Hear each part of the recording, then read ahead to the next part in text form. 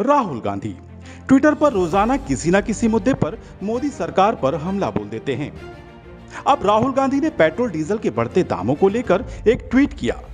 राहुल ने सवाल पूछा कि पेट्रोल डीजल के दाम कब कम होंगे, क्या जब अगले चुनाव होंगे तब?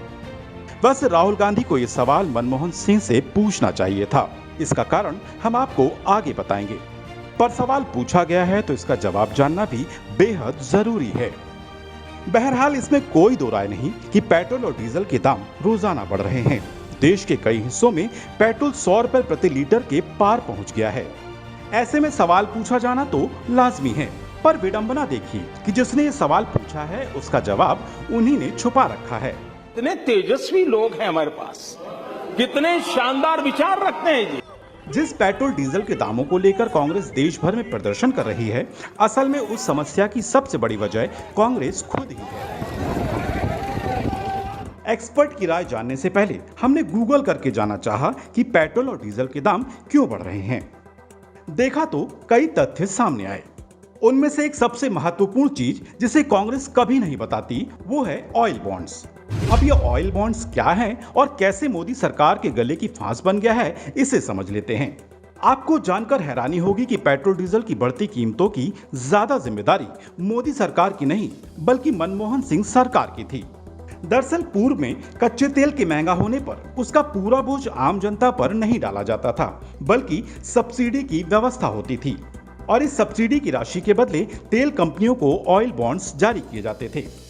इन बॉन्ड्स का मैच्योरिटी पीरियड 10 से 20 वर्ष का होता था।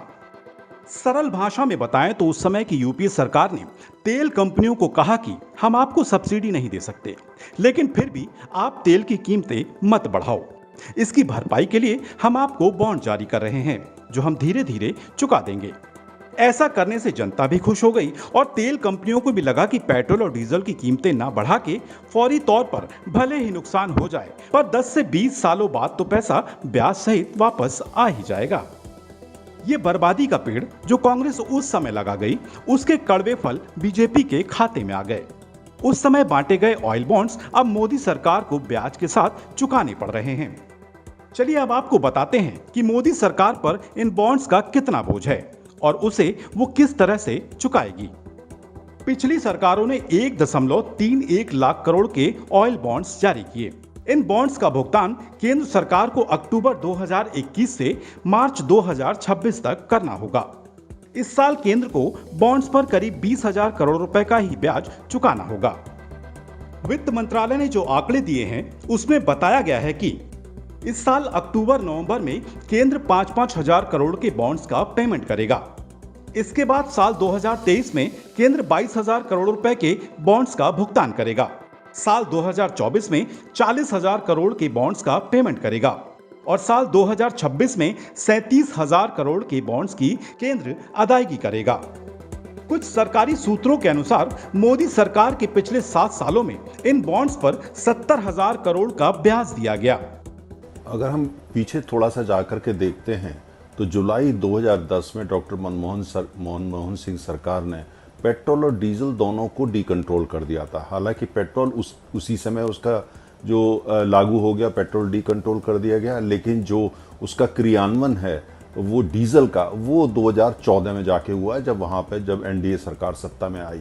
लेकिन 2010 से 2014 तक का आप इतिहास देखें, कीमतें बढ़ी थी, लेकिन उसके बावजूद डीजल के ऊपर सब्सिडी चलती रही। अर्थात उस समय की सरकार ने उसकी कीमत को नियंत्रण में रखा।